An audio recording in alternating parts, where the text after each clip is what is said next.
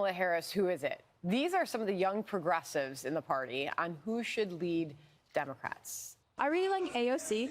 Unfortunately, I would like to see her stand and be more vocal about Palestine. But other than that, I really think that she should be the leader of the Democratic Party, as she is a Democratic socialist.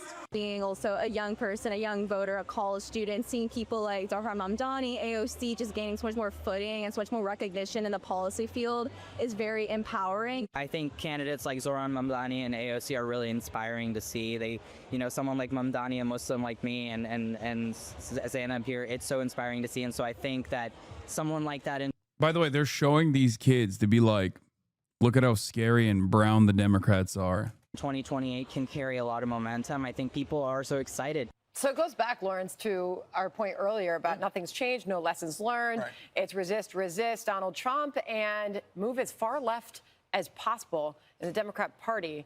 AOC and others seem to be still getting the attention. Yeah, and that's where all of the energy is for them. Look, losing stinks. It's the worst. And when you lose, everybody's a loser. You look backwards and you see Kamala Harris and Joe Biden, and they're both losers. And you start seeing them start like carping back and forth. And then you look forward and you have AOC and Mamdani and others who are part of the truly radical, crazy left-wing fringe of the party that, say what you want to about somebody like Nancy Pelosi. She was very effective at... Dude, isn't that great? Isn't that great? Now that there's actual leftist candidates, they immediately went back to glazing Nancy Pelosi, who they used to call a communist radical. Keeping the fringe part of her candidate, of her party. Perhaps this is a note for the centrist, center-right Democrats.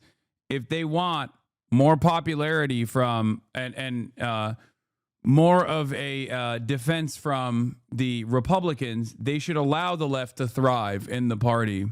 So the Republicans will gladly vote for you, Wraps. As she kind of rides off the sunset, Chuck Schumer is left. He doesn't know what to do. He has no ability to keep this fringe under wraps. And that's where all the energy is. That's where all the excitement is. The problem is when you get outside of the party, there isn't a broad, widespread general.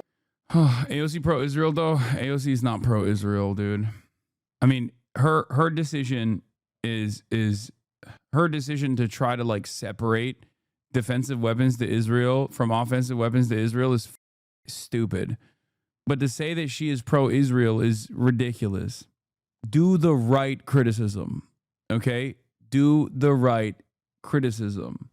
Either she doesn't believe that Israel is doing a genocide, and that's the reason why she wants them to have defensive weapons capabilities, or she thinks Israel is doing a genocide, which I have no reason to believe that she doesn't believe that, because she said it on the floor of Congress at a time when it was an unimaginably costly thing to say as a national candidate.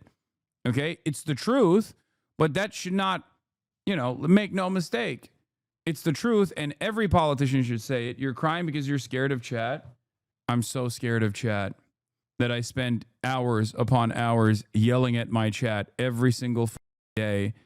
It's so funny, people try to like, Hasan, you do this or you do that because of outside influence or whatever. And it's like, I am an incredibly stubborn person, okay? I need you to understand something. I'm an incredibly stubborn person to a fault, okay? I do not shelter you from my opinion. I don't do that. I've never done that, and I will never do that. And it is to a fault. I get yelled at quite a bit by my chat. I get yelled at quite a bit from former chatters who now hate me. I get yelled quite a bit by people who despise me and have always despised me because they think my worldview is scary. Okay? There's a couple things you can't say about me. You can call me a terrorist, but you can't call me a liar. Okay? You can call me a radical, but you can't say that I don't work hard and I say exactly what I feel every single day. That is the reason why I'm here instead of on CNN slop serving you liberal talking points. Okay? You don't have to agree with it. You don't have to agree with my opinion. It's my job to try to convince you. It's my job to tell you exactly why I feel the way I do. Cut out AOC, dog. There's no accidental voting in a genocide. I'm not saying that this is not worthy of yelling at AOC over. I'm just not in the AOCIA camp. Okay? You have to, no matter what, you have to judge politicians on a curve. You have to grade them on a curve. Mamdani is a way better Dem progressive representative. I agree. But we haven't seen what Mamdani is going to look like yet. So far, you're right. 100%. AOC is just Pelosi. AOCIA. Don't fawn over politicians. Don't develop parasocial relationships with politicians. Use them. Okay? They're there for you to use them. They're there to be your servants. For the most, parasocial community around chatters really don't like giving Hasan any charitability or just general understanding of context. Huh? That's odd. Yeah, I know. It's a vicious group of people in here. Election support for this crazy nonsense. Full-blown communism here in New York City. Well, you're right, Charlie. I think what this new generation of socialist Marxists, what they do very well is they diagnose the problem very well. When they talk about affordability and they say, you know, you should, the quality of health care, even... Wow. A socialist is good at diagnosing the problems of capitalism? Shocking. I for one, am shocked. That's crazy. You don't say. Wow. Wow. How'd that happen? AOC getting outflanked by right-wingers and embarrassment? Absolutely. AOC should be the one putting the provisions to be like, no weapons, defensive, offensive. Israel's doing a genocide, not Marjorie Taylor Greene. It is an embarrassment that there is not a singular Democratic leader that is out there. I mean, there's actually, that's not true. There are exceptions to this. Obviously, you have Ilhan Omar, you have Rashida Tlaib, you even have Al Green. But as far as like prominent figureheads in the party, Marjorie Taylor Greene is doing more than AOC is in terms of like yelling about what Israel is doing. And that shouldn't be the case because she's grifting. The media should be constantly talking about how hard AOC is on Israel.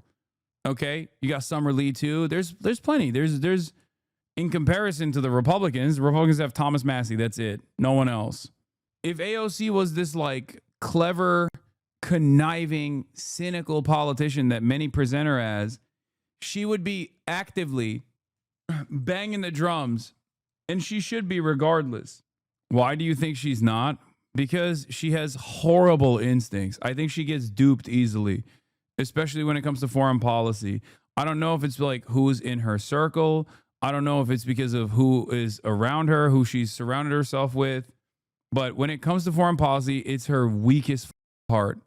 That and also like getting caught up with like aesthetic liberalism a lot. But I guess the aesthetic liberalism actually helps her with like the base of the Democrats. That's why like a lot of Democrats love her. A lot of like regular ass liberals love her, but don't necessarily love Bernie Sanders. What's happening in Gaza? They say the children should not be dying. Of course, they don't say Hamas is responsible for a lot of the deaths there. Many of their solutions are so jacked up, but they do a great job in telling the American people, I understand your pain. Kind of, in effect, like Donald Trump, addressing the working class, people that feel forgotten in America. His solution is different.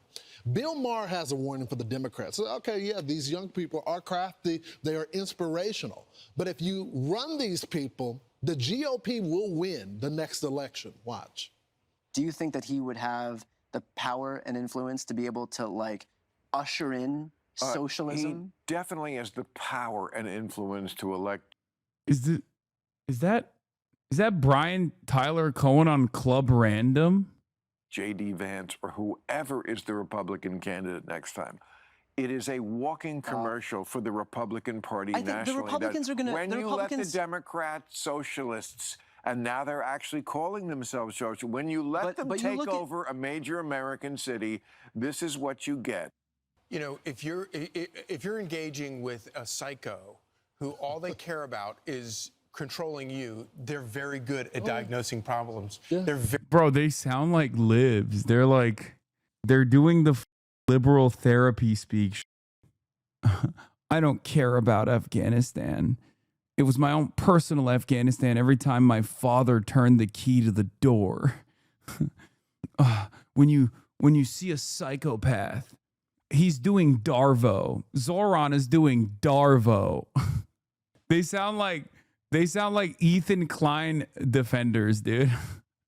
Which is ironic because like all of that applies way better to Ethan Klein himself, or in this case, Fox News.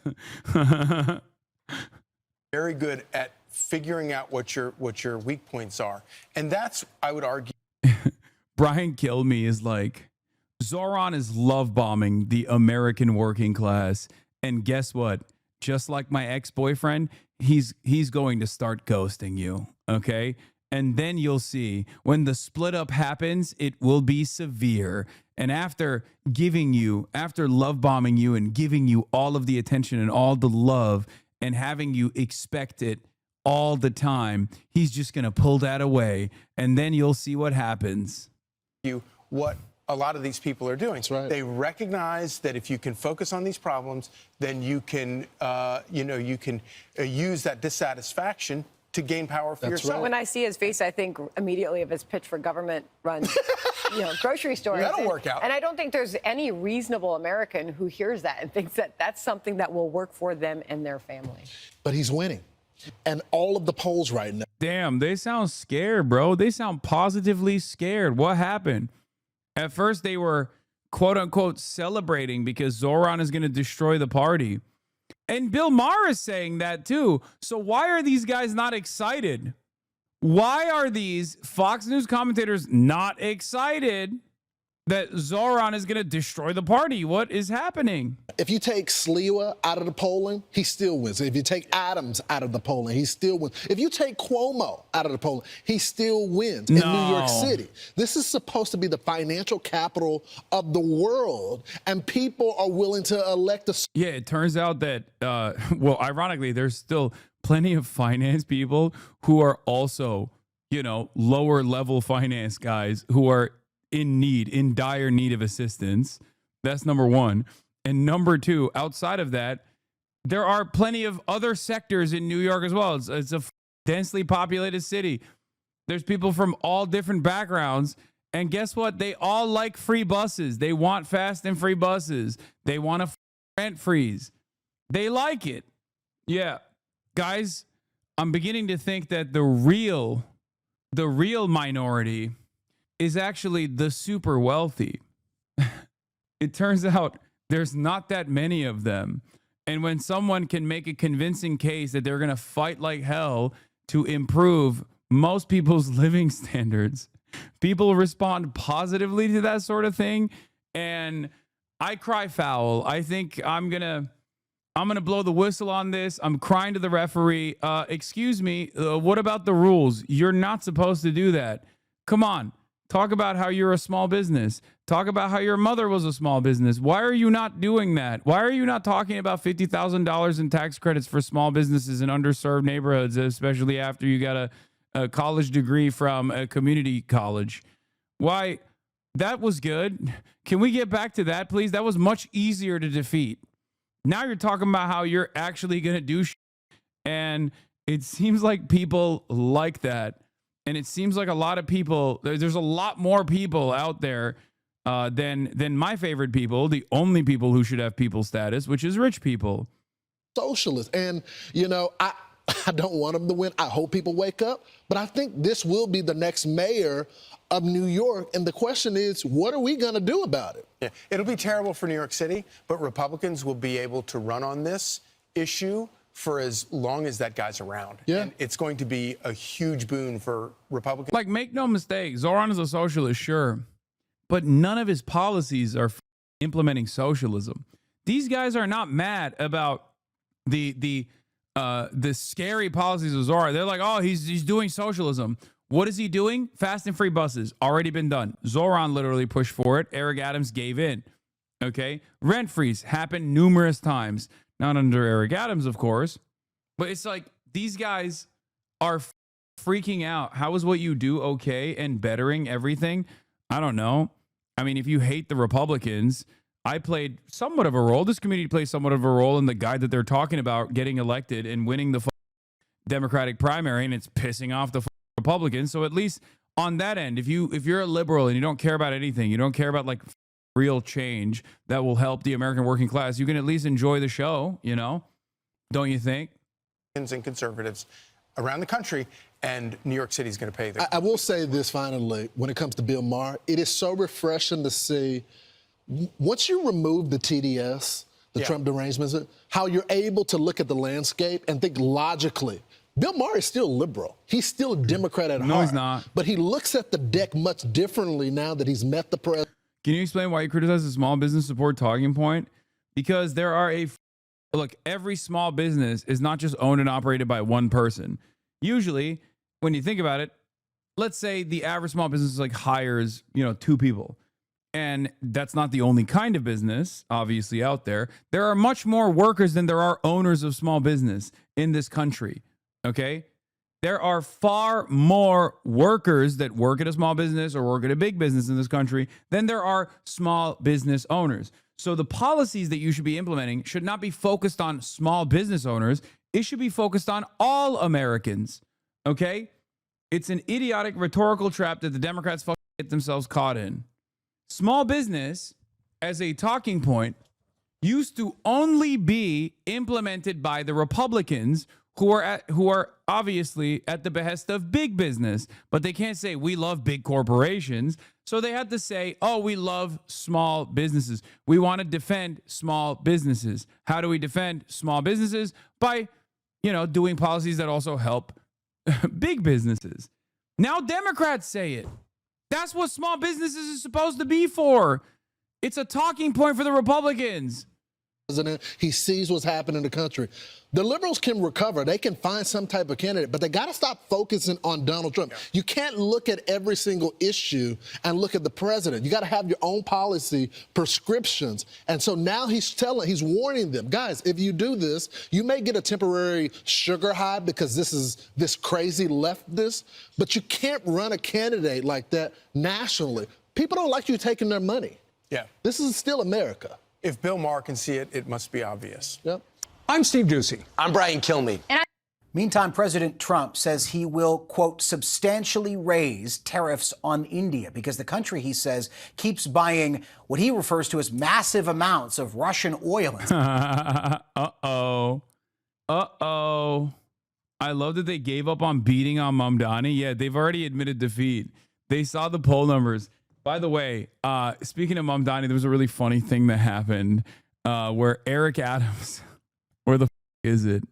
I need you to see this thing, okay? Eric Adams posted about the Jewish vote in New York City, and I'm sure you guys have seen this, right? There's a couple things I want to talk about with Zohran Mamdani. Number one, the Eric Adams thing. Eric Adams' War Room Twitter account. Okay, here it is. New poll among Jewish voters. Eric Adams at 25%. Andrew Cuomo at 21%. Curtis Lewa at 14%. Jewish voters are behind Eric Adams. And if you add all those numbers, it doesn't add up to 100%. I wonder why. Oh, that's right. Because they took out Zohran Mamdani from the poll. It's weird because the plurality is missing from this. Huh. Well, it turns out Mamdani actually has 37% of the Jewish vote in the New York City mayoral polling. Now, I can't get over that. It's so funny, dude. Wow. Suspiciously, 37% of the voters are gone. I wonder who they voted for. Well, I guess Eric Adams has decided those aren't Jews no more. God, I love Eric Adams so much because even the people that he has hired have the same the mind of a stupid that Eric Adams has. It's awesome. It's dope, dude. 37% died mid-poll. We can never know their answers. Invented a new way to say the truth. Yeah. No, no. Oh, you say those Jews must be really anti-Semitic? Well, guess what? That is unironically the argument that people are making, as a matter of fact. Okay? So you're not wrong. We're now officially at the stage where Jews who are voting, the New York Jews who are voting for Zohran, actually also are a part of the problem. So they're saying the plurality of Jews that are voting for Zohran Mamdani are also self-hating Jews, which is not even a joke anymore. That's like a real thing that people are saying. I saw that. I'm sure you guys saw that viral Twitter post of we got to burn the village to save the village ass Twitter post that someone made about in the aftermath of this poll. Someone was like, yeah, actually, the Jews in New York are wrong. This is hilarious. 2 recent polls by GQR Research and Zenith Poll show Mamdani with a commanding lead among Jewish New Yorkers, but rather than cite them, Liam Stack frames the question as ontologically unknowable and ignores them. GQR was commissioned by a pro-Israel lobbying group, by the way. It is difficult to determine how many Jewish voters supported Mr. Mamdani because even in New York, the Jewish population is too small to be measured with precision by most polls. Oh, here it is. They've reached it. We have to destroy the village in order to save its stage of the anti-Semitism discourse. Here is Melanie Phillips, columnist of the Times of London. Zohran Mamdani leads among Jewish voters by a 17-point margin in the race to become New York City's next mayor. Mamdani, a Shia 12er Islamist, will bankrupt and Islamize New York and pose a threat to his Jewish community. With their Pavlovian reflex to support the Democratic Party and its anti-West, anti-white, anti-Jewish ideological dogmas, it was entirely predictable that before long, these U.S. Jews would themselves become a threat to the Jewish people. The moment has arrived. It's crazy how much you can get away with, like how racist you can be, as long as you claim to be defending Jews. You can literally be like the most anti-Semitic person. And still, as long as you're defending Israel, it's fine. Okay? Like this right here. This entire statement is unimaginably racist. Not that it matters. Nobody cares about this anymore. Okay? No one cares about racism. There's just no care or consideration. Yeah. Melanie Phillips is like, those Jews are bad for the Jews, which is why we should make a list of their names and maybe put them in concentration camps, to defend Jews, of course. The plurality of Jews like Zohran, and therefore they must also go because they're obviously against the better interest of Jews. So what happens when it's the majority of Jews? Like, at what point do you go, yeah, okay, we either give up this fight or just, put them in concentration camps altogether because of how aggressively Islamophobic you are?